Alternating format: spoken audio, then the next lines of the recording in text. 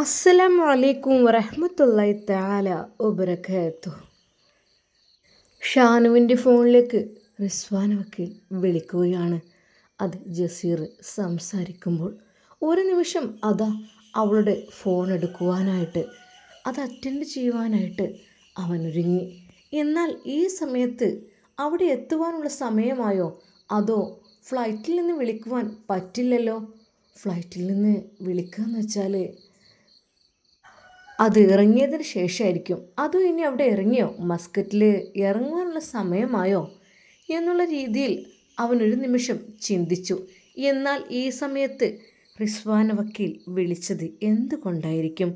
എന്ത് പറയുവാനായിരിക്കും അവൾ വിളിച്ചത്? റിസ്വാന വക്കീൽ ഈ സമയം അതാ അവളുടെ യാത്രയിലേക്ക് നമുക്ക് പ്രവേശിക്കാം. കരിപ്പൂർ വിമാനത്താവളത്തിൽ നിന്നുള്ള ഫ്ലൈറ്റ്. അതെ, 22 വയസ്സുള്ള റിസ്വാന വക്കീൽ മസ്കറ്റിലേക്കുള്ള യാത്രയിലാണ്, ഉമ്മയുടെയും ഉപ്പയുടെയും അരികിലേക്ക്. അവൾ നിയമപഠനമെല്ലാം പൂർത്തിയാക്കി ബാക്കിയുള്ള പഠനം പൂർത്തീകരിക്കുവാൻ, ജഡ്ജിയാവാനുള്ള എക്സാം എഴുതുവാനുള്ള പ്രിപ്പറേഷനിലൊക്കെ ആയിരുന്നു. അതിനിടയിലാണ് ഉമ്മയുടെയും ഉപ്പയുടെയും ഇടയിലേക്ക് പോകുന്നത് ആ ഒരു ഫ്ലൈറ്റ് യാത്ര. അത് അവൾ തനിച്ച്. അവൾ എപ്പോഴും വിമാനത്തിൽ കയറുമ്പോഴും അവൾക്കിഷ്ടം വിൻഡോ സീറ്റായിരുന്നു. കാരണം ആ ഒരു വിൻഡോയിലൂടെ, ആ ഒരു ജനലുകൾ കാണുമ്പോൾ, സൂര്യൻ ഉദിച്ചു വരുന്നത് കാണുമ്പോൾ അതവൾക്ക് വല്ലാത്തൊരു സന്തോഷമാണ്. അതുകൊണ്ട് തന്നെ കഴിയുന്നതും അവൾ ആ ഭാഗത്ത് തന്നെ എപ്പോഴും ബുക്ക് ചെയ്യാറാണ് പതിവ്. വിമാനത്തിൽ കയറിയപ്പോൾ അവൾ സീറ്റിലിരുന്നു. സീറ്റ് ബെൽറ്റ് കെട്ടി. ജനാലയുടെ കാണുന്ന മേഘങ്ങൾ അവൾക്കൊരു പുതുമയായിരുന്നു. അതവൾക്ക് ഒത്തിരി ഇഷ്ടമായിരുന്നു. അതിന് രാത്രിയായാലും പകലായാലും ആ പഞ്ഞികൾ പോലുള്ള മേഘം കാണുമ്പോൾ അവൾക്ക് എന്തൊക്കെയോ അത്ഭുതങ്ങളാണ് തോന്നുക. എന്നാൽ ഒരു നിമിഷം അവൾ ചിന്തിക്കും, റഹ്മാനെ, നിന്റെ കുതിരത്ത് കൊണ്ടാണല്ലോ ആകാശത്തിൻ്റെയും ഭൂമിയുടെയും ഇടയിൽ ഇത്രയും വലിയ ഭാരമേറിയ ഒരു വാഹനം അതിങ്ങനെ വായുവിലൂടെ പറന്നു പോകുന്നത്. ശരിക്കും അല്ലാ, നീ എത്ര കാരുണ്യവാൻ തന്നെയാണ്. നിന്റെ കുതിരത്ത് മാത്രമാണ് ഇതെല്ലാം. അവൾക്ക് പടച്ച റബ്ബിനെ അപ്പോഴും സ്തുതിക്കുന്നത് ഇഷ്ടമായിരുന്നു. സമയം കിട്ടുമ്പോഴെല്ലാം അവൾ ദിക്റുകളും സ്വലാത്തുകളും ചൊല്ലും. അതവൾക്ക് ഇഷ്ടമായിരുന്നു. അതിനു വേണ്ടിയിട്ട് ചെറിയൊരു കൗണ്ടർ ടോപ്പ് അവളുടെ അടുത്തുണ്ട്. അതിലേക്കാളും അവൾക്കിഷ്ടം ചെറിയൊരു മാലയാണ്. അത് 33 മണിയുള്ള ആ ഒരു മാല. അതും വളരെ ചെറുത്, കൈകളിൽ ഒതുങ്ങുന്നത്. അതാകുമ്പോൾ നല്ല സുഖമാണ്. സാധാരണ രീതിയിൽ വിമാനയാത്രയിലൊക്കെ അവൾ അത് കൈകളിലങ്ങിട്ട് ദിക്റുകളും സ്വലാത്തുകളും ചൊല്ലിക്കൊണ്ടേയിരിക്കും. ആ മേഘങ്ങളൊക്കെ നോക്കിയിരിക്കുമ്പോൾ അവളതിങ്ങനെ ആസ്വദിച്ച് ചൊല്ലും. പടച്ച റബ്ബിനെ ഒരുപാട് സ്തുതിക്കും. സുബ്ഹാനല്ലാ, സുബ്ഹാനല്ലാ, സുബ്ഹാനല്ലാ എന്ന് പറഞ്ഞുകൊണ്ട് അവൾ ആ പ്രകൃതിയുടെ മനോഹരമായ ആ ഒരു കാഴ്ചകളിലേക്ക് അങ്ങ് ഒളിയിടും. എന്നാൽ ഒരുപാട് സമയം കഴിയുമ്പോൾ അറിയാതെ ഉറക്കത്തിലേക്ക് അങ്ങ് വഴുതി വീണു. ദിക്റുകളും സ്വലാത്തുകളും ചൊല്ലിക്കൊണ്ടുള്ള ആ ഒരു ഉറക്കം അത് വല്ലാത്തൊരു ഉറക്കമായിരിക്കും. അതിൽ ഒരുപാട് സുന്ദര സ്വപ്നങ്ങൾ നിറഞ്ഞുകൊണ്ടേയിരിക്കും. എന്നാൽ ആ ഒരു സമയത്ത് അവൾ കണ്ട സ്വപ്നം മറ്റൊന്നും ആയിരുന്നില്ല. തൻ്റെ മുമ്പിൽ കരഞ്ഞുകൊണ്ട് നിൽക്കുന്ന ഷാനു. അതെ, അത്രക്കും സങ്കടകരമായ രീതിയിൽ ഒന്നുമില്ലാത്ത അവസ്ഥയിൽ വട്ടപൂജ്യത്തിൽ നിന്ന്. അതാണ് അവൻ്റെ അവസ്ഥ. പ്രായമായ സുഖമില്ലാത്ത മാതാവ്. എന്നാൽ അവരുടെ ഒരു ബുദ്ധിമുട്ട് കാര്യങ്ങൾ അതൊക്കെയാണ് അവൾ സ്വപ്നം കാണുന്നത്. റബ്ബേ, ഒരു നിമിഷം അവൾ വിചാരിക്കുകയാണ്, അല്ലാ, ഷാനുവിന് ഞാൻ വീട് കൊടുത്തു, വീട്ടിൽ താമസിക്കാൻ അനുവാദമൊക്കെ കൊടുത്തു, ചാവി കൊടുത്തു. പക്ഷേ കൈകളിൽ വെക്കാൻ അല്പം ക്യാഷ് പോലും ഞാൻ കൊടുത്തില്ലല്ലോ റബ്ബേ. ആ ഉമ്മയുടെ ചികിത്സയ്ക്ക് വേണ്ടി അവൻ്റെ കയ്യിൽ ഉണ്ടായ പണമെല്ലാം തീർന്നതാണ്. അവനില്ല. ഇനി ഉമ്മയെ സംരക്ഷിക്കും വേണം. പടച്ചോനെ, ഞാനായിട്ട് പണമൊന്നും കൊടുത്തില്ലല്ലോ. അത് റിസ്വാന വക്കീലിൻ്റെ മനസ്സിൽ വളരെയധികം സങ്കടമുളവാക്കുന്ന കാര്യമായിപ്പോയി. അവൾ പതുക്കെ ആ മയക്കത്തിലേക്കങ്ങ് വഴുതി വീഴുമ്പോൾ പെട്ടെന്നതാ തൻ്റെ തൊട്ടടുത്തിരിക്കുന്ന ഒരു സ്ത്രീ. മോളെ. അതെ, കുറച്ച് പ്രായമായ സ്ത്രീയാണ്. ഇത് ശരിയായി കെട്ടിക്കണോ നോക്ക് മോളെ, ഇത് നോക്ക്.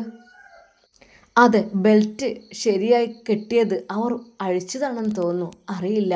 വീണ്ടും കെട്ടുവാൻ വേണ്ടി ശ്രമിക്കുമ്പോൾ അതതിന് കഴിയുന്നില്ല. ആ ഉമ്മ, ഞാൻ നോക്കാം, എവിടെ?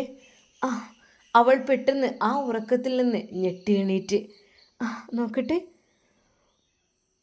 ആ, ഉപ്പ് ഓക്കെ ആയിട്ടുണ്ട് കേട്ടോ. അവൾ നല്ല രീതിയിൽ ആ ക്ലിപ്പ് സെറ്റാക്കി കൊടുത്തു. അങ്ങനെ ആ ഒരു മാതാവുമായി ചെറിയൊരു പരിചയം തുടങ്ങി. മോളെ, എൻ്റെ പേര് സഫിയ എന്നാണ്. ഞങ്ങളെ വീട് അങ്ങ് കൊച്ചിയിലാണ്. ആ, പിന്നെ മകൻ മസ്കറ്റിലാണ്. അപ്പോൾ പിന്നെ മസ്കറ്റിലേക്ക് പോവുകയാണ്, മകൻ്റെ വീട്ടിലേക്ക്. എന്നാൽ അത് പറയുമ്പോഴെല്ലാം ആ സ്ത്രീയുടെ മുഖത്ത് എന്തൊക്കെയൊരു വിഷമമുള്ളതായിട്ട് റിസ്വാന ശ്രദ്ധിക്കുകയാണ്. വിമാനം ആകാശത്തേക്ക് ഉയർന്നിട്ട് ഏകദേശം 1-2 മണിക്കൂർ കഴിഞ്ഞു. യാത്രക്കാർക്ക് ലഘുഭക്ഷണം വിതരണം ചെയ്യുകയാണ് എയർ ഹോസ്റ്റസ്. അപ്പോഴാണ് സഫിയ ഉമ്മ കൃത്യമായി ശ്വസിക്കാൻ കഴിയാതെ നെഞ്ചു പിടിച്ചു നിൽക്കുന്നത് കണ്ടത്. ഓ, ആ മോളെ, മോളെ, നെഞ്ച് വേദനിക്കുന്നു, ശ്വാസം മുട്ടുന്നു. ശരിക്കും ആ ഉമ്മ കരഞ്ഞുകൊണ്ടത് പറയുമ്പോൾ റിസ്വാന വക്കീൽ അവരുടെ മുഖത്തേക്ക് നോക്കി. എന്തു പറ്റി ഉമ്മ, എന്തു പറ്റി? റിസ്വാന വക്കീൽ അവരുടെ നെഞ്ചത്തേക്ക് ഒഴിഞ്ഞു കൊടുത്തു. റിസ്വാനയുടെ ഹൃദയം ഒരു നിമിഷം നിശ്ചലമായി. പക്ഷേ ഭയം കാണിക്കാതെ അവർ ശാന്തമായി ചോദിച്ചു, അല്ലുമ്മ, ഇങ്ങനെ ഉണ്ടായിട്ടുണ്ടോ? ബി പി ഷുഗർ അങ്ങനെ എന്തെങ്കിലും, ബി പി ഷുഗർ അങ്ങനെ എന്തെങ്കിലും ഉണ്ടോ? കുറവോ കൂടുതലോ? സഫിയ തലകുനിക്കുകയാണ് ചെയ്തത്. മോളെ, ബി പി ഉണ്ട്, മരുന്ന് കഴിച്ചു. അല്ല, ഇനി എന്ത് ചെയ്യും? പക്ഷേ ഈ ഒരു ടൈമിൽ അവർ ടെൻഷനാക്കാൻ പറ്റും. ഉമ്മ വിഷമിക്കണ്ട കേട്ടോ, അതൊക്കെ ശരിയായിക്കോളും. ഇപ്പോൾ ഫ്ലൈറ്റിൽ ഇങ്ങനെ യാത്ര ചെയ്യുമ്പോഴേ ചിലർക്ക് ഒരു അസ്വസ്ഥതയൊക്കെ ഉണ്ടാവില്ലേ, അതായിരിക്കും, കുഴപ്പമൊന്നുമില്ല കേട്ടോ. ഉമ്മ അവിടെ ഇരിക്കേ. പെട്ടെന്ന് തന്നെ റിസ്വാന വക്കീൽ എഴുന്നേറ്റ് എയർ ഹോസ്റ്റസിനെ വിളിച്ചു. Excuse me, this passenger has chest pain, do you have a medical kit? Air hostess ക്യാപ്റ്റനോട് വിവരമറിയിച്ചു. വിമാനത്തിൽ ഡോക്ടറുണ്ടോ എന്ന് പ്രഖ്യാപനം നടത്തി. എന്നാൽ വിമാനത്തിൽ ഡോക്ടർ ഇല്ല എന്ന് പ്രതികരണമായിരുന്നു. ഒരു നിമിഷം റിസ്വാന വക്കീലിൻ്റെ മനസ്സ് വല്ലാതെ വേദനിച്ചു. ഒരു ഉമ്മയുടെ ജീവനാണ് ഈ പിടയുന്ന. റബ്ബെ, ഒരിക്കൽ പോലും നഷ്ടപ്പെടുത്തരുത്. അവരെ കാത്തിരിക്കുന്ന ഒരു മകനുണ്ടാവും അവിടെ. അതെ, ഒരിക്കൽ പോലും ഉമ്മയുടെ ജീവനറ്റ ശരീരം കാണുവാനുള്ള അവസ്ഥ ആർക്കും വരരുതേ. അവൾ മനമുരുകി പ്രാർത്ഥിച്ചു. വിമാനത്തിൽ ഡോക്ടറില്ല എന്ന് മനസ്സിലായപ്പോൾ ഒരിക്കൽ പോലും റിസ്വാന വക്കീൽ തളർന്നില്ല. മെഡിക്കൽ വിദ്യാർത്ഥിയല്ല റിസ്വാന വക്കീൽ, പക്ഷേ അവൾ നിയമപഠനത്തോടൊപ്പം ഫസ്റ്റ് എയ്ഡ് ട്രെയിനിങ്ങും നടത്തിയിരുന്നു. ധൈര്യത്തിൻ്റെ തീരുമാനത്തിനായി അവൾ മുന്നോട്ട് വരികയാണ്. അടിയന്തരാവസ്ഥയിൽ എന്ത് ചെയ്യണമെന്ന് അവൾക്കറിയാം.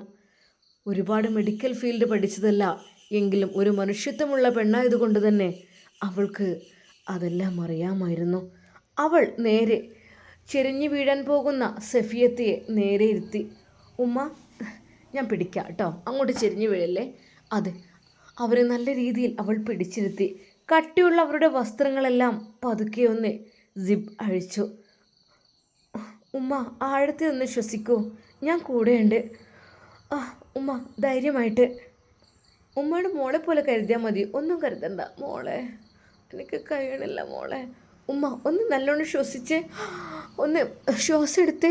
ഉമ്മ, നന്നായിട്ടൊന്ന് വലിക്കൂ. നെഞ്ചുകൾ തടവി കൊടുക്കുന്നുണ്ട് അവൾ. എയർ ഹോസ്റ്റസ് മെഡിക്കൽ കിറ്റ് കൊണ്ടുവന്നു. ബി പി മെഷീൻ ഉപയോഗിച്ച് പരിശോധിച്ചു. ആഹാ, പ്രഷർ അല്പം ഉയർന്ന നിലയിലാണല്ലോ. എയർ ഹോസ്റ്റസ് അത് പറയുമ്പോൾ റിസ്വാന വക്കീൽ, നോ, വേണ്ട, അതിവിടെ പറയണ്ട. ആ ഉമ്മ, കുഴപ്പമൊന്നുമില്ല കേട്ടോ. അല്ലെങ്കിലും രോഗിയുടെ മുഖത്തേക്ക് നോക്കി പ്രഷർ കൂടുതലാണ്, ഷുഗർ കൂടുതലാണ് എന്നൊരിക്കലും പറയാൻ പാടില്ല. അത് കേൾക്കുമ്പോൾ അവർക്ക് കൂടുതൽ ഷുഗറും പ്രഷറും അടിച്ചു കയറാൻ ചാൻസ് ഉണ്ട്. അതുകൊണ്ട് തന്നെ റിസ്വാന വക്കീൽ അത് എതിർത്തു. പ്ലീസ്, അതിനെക്കുറിച്ച് പറയണ്ട, ഞാൻ സോൾവ് ചെയ്തോളാം. റിസ്വാന ശാന്തമായി പറഞ്ഞു. ഉമ്മ പേടിക്കണ്ട കേട്ടോ, ആൻസൈറ്റി ആയിരിക്കാം, നമുക്ക് സ്ലോ ബ്രീത്തിങ് ട്രൈ ചെയ്യാം കേട്ടോ. നന്നായിട്ട് പതുക്കെ പതുക്കെ ഇങ്ങനെ ശ്വാസം എടുത്താലൊക്കെ റെഡിയാവും കേട്ടോ. ഒന്നുകൊണ്ട് വിഷമിക്കേണ്ട. അവൾ ഉമ്മയുടെ കൈകൾ പിടിച്ചു. അത് അവളുടെ കൈകൾ കൊണ്ടത് ചൂടാക്കി കൊടുത്തു. 4-6 ശ്വാസത്തിൽ എന്ന രീതിയിൽ അവരെ ശ്വസിപ്പിച്ചു.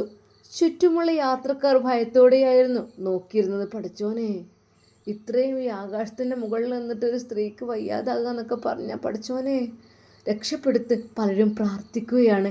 എന്നാൽ പലരും അതിനെക്കുറിച്ച് ചിന്തിക്കുന്നില്ല. അതിലധികം ആളുകൾക്കും നല്ല ടെൻഷൻ ഉണ്ടായിരുന്നു മുഖത്ത്. എന്നാൽ അവരുടെ വേദന കുറയുന്നില്ലായിരുന്നു. റിസ്വാന വക്കീൽ പടച്ച റബ്ബിനെ വിളിച്ചു, അല്ലാ റബ്ബേ, അവർക്ക് വേണ്ടി കാത്തിരിക്കുന്ന ഒരു പൊന്നുമോനുണ്ട് അവിടെ. അവരുടെ സന്തോഷം നീ കളയല്ല അല്ലാ.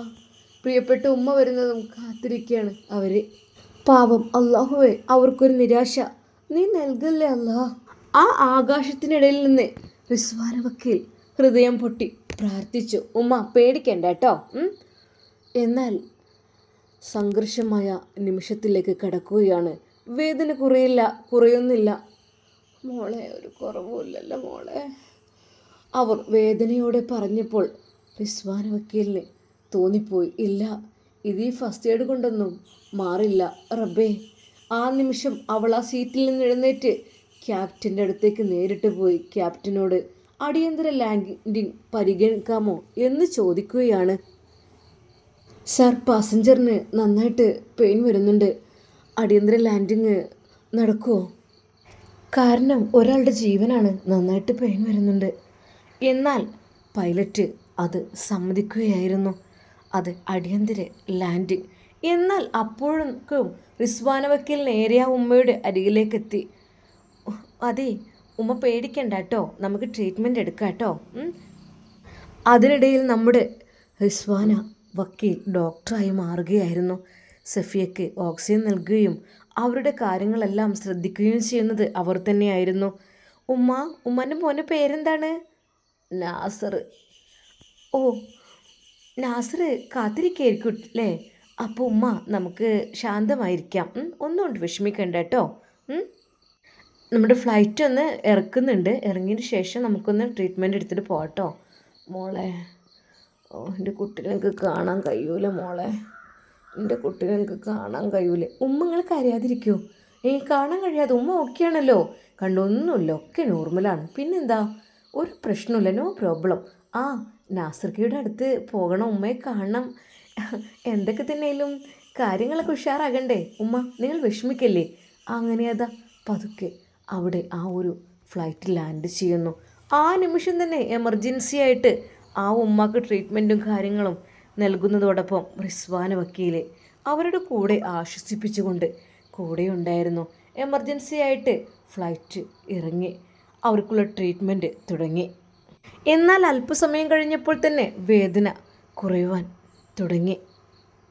കാരണം റിസ്വാന വക്കീലിൻ്റെ നിർദ്ദേശപ്രകാരം വിമാനം അടുത്ത എയർപോർട്ടിൽ അടിയന്തര ലാൻഡിംഗ് ചെയ്തു. മെഡിക്കൽ ടീം കയറി സഫിയെ പരിശോധനയ്ക്കെടുത്തു. അവൾ റിസ്വാനയുടെ കൈകൾ മുറുകെ പിടിച്ചു. മോളെ, മനട്ട് പോവല്ലിട്ടോ. ഇല്ലോ, നിങ്ങളൊന്നും കൊണ്ട് പേടിക്കണ്ട കേട്ടോ, ഒന്നും കൊണ്ടും. ഉമ്മയുടെ മകൻ്റെ അടുക്കലാക്കി തരുന്നവരെ ഞാനുണ്ടായിരിക്കും കൂടെ. ഉമ്മ പേടിക്കില്ല ഉമ്മ, ഉമ്മക്ക് എന്നെ വിശ്വാസമല്ലേ. എന്നാൽ അവളുടെ കൈകൾ ആ ഉമ്മ മുറുകെ പിടിക്കുകയായിരുന്നു. അതിനിടെ അവരെ പരിശോധിക്കുവാൻ വന്ന ആ ഒരു യുവ ഡോക്ടർ റിസ്വാനയോട് ചോദിച്ചു, ഞാൻ ആരുമല്ല, പക്ഷേ എനിക്ക് ഇവരെ ഹെൽപ്പ് ചെയ്യേണ്ടി വന്നു. Doctor, I am cardiology resident, let me help. Okay, thank you, എന്തായാലും ഹെൽപ്പ് ചെയ്തല്ലോ, താങ്ക് യു. റിസ്വാന വക്കീൽ അവരോട് നന്ദി പറഞ്ഞു. എന്നാൽ അല്പസമയത്തിന് ശേഷം അവർ ഓക്കെ ആയിട്ടുണ്ട്. മോളെ, എൻ്റെ മോളില്ലായിരുന്നെങ്കിൽ ഞാൻ മരിച്ചിരുന്നു അല്ലേ. ഉമ്മ, അങ്ങനെയൊന്നുമില്ല, പഠിച്ച റബ്ബ് തന്ന ജീവിതമല്ലേ, അത് നമ്മൾ ആയുസ് എത്രയുണ്ട് അത്രയും ഉണ്ടാവും. പിന്നെ അസുഖം വരുമ്പോൾ നമ്മൾ ട്രീറ്റ്മെൻറ്റ് കൊടുക്കണം, അല്ലെങ്കിൽ പറ്റില്ല. ഉമ്മ ഇപ്പോൾ ഓക്കെ അല്ലേ മോളെ? ഓക്കെ തന്നെയാണടി. ഉമ്മ ഒന്ന് നന്നായിട്ട് റിലാക്സ് ആയിട്ടൊന്ന് ഉറങ്ങിക്കേ. ഞാൻ ഉമ്മക്ക് നല്ല രീതിയിൽ ഉമ്മയെ തലോടി തരാം കേട്ടോ. ഉമ്മ ഉറങ്ങിക്കോളൂ. ആ വേദനകളും എല്ലാം കഴിഞ്ഞ് അവർ ഉറങ്ങുകയാണ്. ഉമ്മ ഈ വെള്ളം കുടിച്ച്. അവൾ കരുതിയിരുന്ന വെള്ളം ഉമ്മയുടെ വായിലേക്ക് ഒഴിച്ചു കൊടുത്തു. ഉമ്മ ഫുഡ് കഴിച്ചില്ലല്ലോ. വേണ്ട മോളെ, അതൊന്നും ഉമ്മക്ക് വലിയ തൃപ്തിയില്ല. ആയിക്കോട്ടെ ഉമ്മ, ഉറങ്ങിക്കോളി. അങ്ങനെ റിസ്വാന വക്കീൽ അവരെ തലോടിക്കൊണ്ടിരുന്നു. വീണ്ടും ഫ്ലൈറ്റ് യാത്ര, മസ്കറ്റിലേക്ക്. ആ ഒരു അടിയന്തര ലാൻഡിങ്ങിനിടെയാണ് റിസ്വാന വക്കീൽ നേരെ അവനെ വിളിച്ചത്. ഷാനുവിനെ ഹലോ. ആ ഞാൻ ആ പിന്നെ ഷാനു, ഞാൻ വീട് തന്നു, എല്ലാം തന്നു, ഉമ്മയെ സേഫ്റ്റിയായി എത്തിക്കുകയും ചെയ്തു. പക്ഷേ എൻ്റെ ഭാഗത്തൊരു പിഴവ് പറ്റി. എന്താ? അവനക്ക് ഭയമായിരുന്നു എന്തെങ്കിലും പറയുമ്പോൾ. അല്ല, അത് പിന്നെ ആ അലമാരയുടെ വലതുഭാഗത്തെ ആ ഷെൽഫിലുണ്ട് കുറച്ച് ക്യാഷ് ഇരിപ്പുണ്ട്. അതങ്ങ് എടുത്തേക്കൂട്ടോ. ഞാൻ അതങ്ങനെ വെച്ചതാണ്. എപ്പോഴും ഗൂഗിൾ പേയിലൊന്നും വർക്കാവുമെന്നും പറയാൻ പറ്റില്ലല്ലോ. അപ്പോൾ ഞാൻ കുറച്ച് ക്യാഷ് ഉണ്ട്, അത് നിങ്ങൾ ഉപയോഗിച്ചോളൂ കേട്ടോ, നിങ്ങളുടെ ആവശ്യങ്ങൾക്കൊക്കെ വേണ്ടിയിട്ട്. അതൊന്നും ബാലൻസ് വെക്കണ്ട, അത് എടുത്തോളൂ. അത് പിന്നെ എനിക്ക് ഉപ്പയാണെങ്കിൽ മാസം മാസം ബിസിനസ്സിൻ്റെ ഒരു ഓഹരി എന്ന് പറഞ്ഞ് എനിക്ക് അയച്ചു തരുന്നുണ്ട്. അതൊക്കെയാണ്. ആ ഒരു ക്യാഷ് എനിക്ക് വെറുതെ ക്യാഷിൻ്റെ ആവശ്യമില്ലല്ലോ എന്ന് കരുതിയിട്ട് ഞാനവിടെ വെച്ചതാണ്. അലമാരയുടെ ആ വലതുഭാഗത്ത് ഷെൽഫിലുണ്ട് കേട്ടോ, അതെടുത്തോളൂ. ശരിക്കും അത് കേട്ട ഷാനൂന് എന്ത് പറയണമെന്നായിപ്പോയി. എൻ്റെ റബ്ബേ, റഹ്മാനെ, റഹ്മാനും റഹീമുമായ രാജസീതായ തമ്പുരാനെ, അല്ലാ, ഈ റിസ്വാന വക്കീൽ വല്ലാത്തൊരു പ്രതിഭാസമാണ് റഹ്മാനെ. അല്ല, എന്ത് ഞാൻ അത് പേടിച്ചരണ്ട് നിൽക്കുന്ന എൻ്റെ അവസ്ഥ. ഒരു ഭാഗത്ത് ജസീറിൻ്റെ ആ ഒരു ഞെട്ടിക്കൽ, ആ ഒരു ഭീഷണിപ്പെടുത്തൽ, അതിനിടയിലേക്ക് വീണ്ടും കരുണയുമായി റിസ്വാന വക്കീൽ ആ പാതിരാത്രിയിൽ വിളിച്ചത്. അത് ഷാനുവിന് വല്ലാത്തൊരു അനുഭവമായി. റബ്ബേ, ആ നിമിഷം ഷാനു പടച്ച റബ്ബിനോട് ഹൃദയം പൊട്ടി പ്രാർത്ഥിക്കുകയാണ്. അല്ലാഹുവേ, റഹ്മാൻ, ഇങ്ങനെയൊരു മഹദിയെ ഞാൻ കണ്ടിട്ടില്ലല്ല. അത്രക്കും നല്ല, ശരിക്കും അവനക്ക് തന്നെ അത്ഭുതം തോന്നുകയാണ്. റിസ്വാന വക്കീലിനെ ഉപ്പ എല്ലാ മാസങ്ങളിലും കൊടുത്തിരുന്ന ആ ഒരു ക്യാഷും പിന്നെ കുറച്ച് ക്യാഷ് കേസിൽ വിജയിച്ചതായിട്ടുള്ള ക്യാഷും അതൊന്നും അവൾ വാങ്ങിയതല്ല. പക്ഷേ അവൾക്ക് ഹദിയയായി കൊണ്ടു കൊടുക്കുമ്പോൾ, ഹദിയയായെങ്കിലും സ്വീകരിക്കണമെന്ന് പറയുമ്പോൾ അവളത് വാങ്ങുന്നതാണ്. എന്നിട്ട് അലമാരയിൽ വെക്കും. അവളത് യൂസ് ചെയ്യാറില്ല അധികമൊന്നും.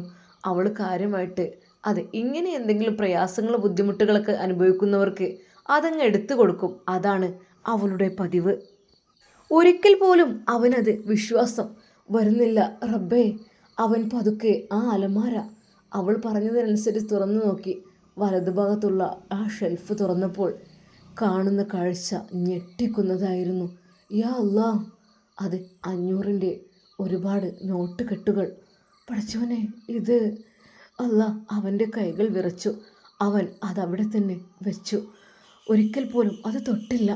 പടച്ച റബ്ബിനോട് ഹൃദയം പൊട്ടി പ്രാർത്ഥിക്കുവാൻ വേണ്ടി അവനൊരുങ്ങി. എന്നാൽ ഈ സമയം നമ്മുടെ ലാൻഡിങ്ങിനുള്ള സമയമായിട്ടുണ്ട്. മസ്കറ്റിൽ അവർ ആ ഉമ്മ റിസ്വാന വക്കീലിൻ്റെ കൈകൾ പിടിച്ചു. മോളെ, നീ ഇല്ലായിരുന്നെങ്കിൽ. റിസ്വാനയുടെ കണ്ണുകൾ നിറഞ്ഞു. ഉമ്മ, നമുക്ക് കുഴപ്പമൊന്നും പറ്റില്ലല്ലോ ഉമ്മ, അപ്പോൾ ഓക്കെ അല്ലേ മോളെ? എനിക്കിപ്പോൾ ഒന്നുമില്ല മോളെ, എന്താ പറ്റിയത് എനിക്കറിയില്ല. ഉമ്മ, സാരല്ല, മെഡിസിൻസൊക്കെ കറക്റ്റ് കഴിക്കണം കേട്ടോ. പിന്നെ ഫുഡിൻ്റെ കാര്യത്തിലൊക്കെ ശരിക്കും ശ്രദ്ധിക്കണം കേട്ടോ. നേരത്തെ ഭക്ഷണം കഴിക്കണം, അങ്ങനെയൊക്കെ ഉണ്ട് കേട്ടോ. അത് അവിടെ ജയിച്ചത് മനുഷ്യത്വത്തിൻ്റെ ജയമാണ്. വിമാനം വീണ്ടും യാത്ര ചെയ്യാൻ തുടങ്ങി. ഈ പ്രാവശ്യം എല്ലാവരും റിസ്വാനയെ അഭിനന്ദിക്കുകയാണ്. എയറോസ്റ്റസ് പറഞ്ഞു. അതും അനൗൺസ്മെൻ്റ് ആയിക്കൊണ്ട്, you were incredibly and lawyer Rizwana came, you may be lower but today you save a life. Thank you. എല്ലാവരും ആ വിമാനത്തിൽ നിന്ന് കൈയടിക്കുകയായിരുന്നു. റിസ്വാന വക്കീലിൻ്റെ മുഖത്തേക്ക് നോക്കി എല്ലാവരും വന്ന് അവർക്ക് കൈ കൊടുക്കുന്നു. Congratulations, thank you, congratulations. ആ വിമാനയാത്രികർ മുഴുവനായിട്ട് റിസ്വാന വക്കീലിനെ അഭിനന്ദിക്കുന്ന നിമിഷങ്ങൾ. റിസ്വാന വക്കീൽ ജനാലയിലൂടെ മേഘങ്ങളെ നോക്കി ചിരിച്ചു. അവൾ മനസ്സിലാക്കി, നിയമം പഠിക്കുന്നത് മനുഷ്യർക്കായി, എന്നാൽ അതിനപ്പുറം മനുഷ്യൻ എന്ന നിലയിൽ നിൽക്കുന്നത് അതിലും വലിയ മാറ്റം. കുവൈറ്റിൽ ഫ്ലൈറ്റ് ലാൻഡ് ചെയ്യാനുള്ള എല്ലാ ഘട്ടങ്ങളും പൂർത്തിയായി. അതിനുള്ള മെസ്സേജുകൾ, അനൗൺസ്മെൻറ്റ്സ് എല്ലാം വന്നുകൊണ്ടിരുന്നു. കുവൈറ്റിലിറങ്ങുമ്പോൾ ഒരു സന്ദേശം, അതും സെഫിയുടെ മകൻ Nasar. Thank you for saving my mother, thank you. അത് റിസ്വാന വക്കീലിൻ്റെ നേർക്ക് അങ്ങനൊരു ആശീർവാദം കേട്ടപ്പോൾ ശരിക്കും റിസ്വാൻ്റെ വക്കീലിൻ്റെ കണ്ണുകൾ നിറഞ്ഞു. താങ്ക് യു, മാഷാ അല്ലാ. ഫ്ലൈറ്റ് ഇറങ്ങിപ്പോകുമ്പോൾ എല്ലാവരും അവളോട് നന്ദി പറയുകയും അവളെ അഭിനന്ദിക്കുകയും ചെയ്യുകയായിരുന്നു. എന്നാൽ ആ യാത്ര ഒരു സാധാരണ ഫ്ലൈറ്റ് യാത്ര ആയിരുന്നില്ല. അതൊരു യുവതിയുടെ ധൈര്യവും കരുണയും പരീക്ഷിച്ച നിമിഷമായിരുന്നു. 22 വയസ്സുള്ള റിസ്വാന വക്കീൽ അവളൊരു കേസ് ജയിക്കുവാനോ അല്ലെങ്കിൽ ഒന്നിനുമല്ല, മനുഷ്യർക്ക് വേണ്ടിയിട്ട് നന്മ ചെയ്യുവാൻ വേണ്ടി മാത്രം. അത് അല്ലാതൊരിക്കൽ പോലും എനിക്ക് എല്ലാവരുടെയും മുമ്പിൽ ജയിച്ചു കാണണം, അതല്ല ലക്ഷ്യം, മനുഷ്യർക്ക് വേണ്ടി ജീവിക്കുക, അതും ഒരു സാധാരണ പെണ്ണായിട്ട്. എങ്കിലും അവൾ ഒരു ഹൃദയം രക്ഷിച്ച സന്തോഷത്തിലായിരുന്നു എല്ലാവരും അവളെ അഭിനന്ദിക്കുന്നത്. റിസ്വാന വക്കീൽ പ്രതീക്ഷയോടെ കുവൈറ്റിലെ മണ്ണിലേക്ക് ഇറങ്ങി. അതെ, തൻ്റെ പ്രിയപ്പെട്ട ഉമ്മയുടെയും ഉപ്പയുടെയും അരികിലേക്ക്. എന്നാൽ അതിലുപരി ആ മാതാവിനെ രക്ഷിച്ചപ്പോൾ അവൾക്ക് എന്തെന്നില്ലാത്തൊരു മനസ്സമാധാനമായിരുന്നു, സന്തോഷമായിരുന്നു. അവൾ ഒരു നിമിഷം വിചാരിച്ചു പോയി, റബ്ബേ, അവരെങ്ങാനും വിമാനത്തിൽ നിന്ന് എന്തെങ്കിലും ആയിരുന്നെങ്കിൽ ആ പൊന്നുമോൻ്റെ മുഖത്തെ ആ ഒരു സന്തോഷം എവിടെ പോകുമായിരുന്നു. എന്തൊക്കെ തന്നെയായാലും ഇൻഷാ അല്ലാ നമുക്കിതിൻ്റെ ബാക്കി ഭാഗം നാളെ കാണാം. അതുവരേക്കും എല്ലാവർക്കും അസ്സലാമു അലൈക്കും വറഹ്മത്തുള്ളാഹി തആല വബറകാതുഹു. പ്രിയപ്പെട്ട കൂട്ടുകാരെ, നമ്മുടെ ചാനൽ സബ്സ്ക്രൈബ് ചെയ്യാത്ത കുറേ ആൾക്കാരുണ്ട് കേട്ടോ, ഒന്ന് സബ്സ്ക്രൈബ് ചെയ്യണേ. അതുപോലെ ലൈക്കും കമൻറ്റൊക്കെ ചെയ്യാൻ കേട്ടോ. ഒന്ന് എനിക്ക് മനസ്സിലാവും നിങ്ങൾ ആരൊക്കെ വീഡിയോ കാണുന്നുണ്ട്, നിങ്ങളുടെ പേരൊക്കെ അതിലിങ്ങനെ തെളിഞ്ഞു വരുമ്പോഴേ നമുക്കൊരു സന്തോഷമാണ്. സബ്സ്ക്രൈബ് ചെയ്ത് കഴിഞ്ഞാൽ നിങ്ങളുടെ പേര് അതിലിങ്ങനെ തെളിഞ്ഞ് കാണാം. ഞാൻ ഒരു ദിവസം കാണിക്കണ്ട ആരൊക്കെ ഇതിൽ സബ്സ്ക്രൈബ് ചെയ്തിട്ടുണ്ട് എന്നുള്ളത്. മുഴുവൻ ആളുകളുടെയും നിങ്ങളുടെ പേര് ഒക്കെ എഴുതിയത് കമൻസൊക്കെ കാണാൻ കഴിയട്ടെ. കാണുമ്പോൾ ഭയങ്കര സന്തോഷമാണ് മനസ്സിക്ക്. എന്തൊക്കെ തന്നെയാലും ഇൻഷാ അല്ലാ നമുക്ക് ഇതിൻ്റെ ബാക്കി കഥയിലേക്ക് പ്രവേശിക്കാം കേട്ടോ. ഓക്കെ.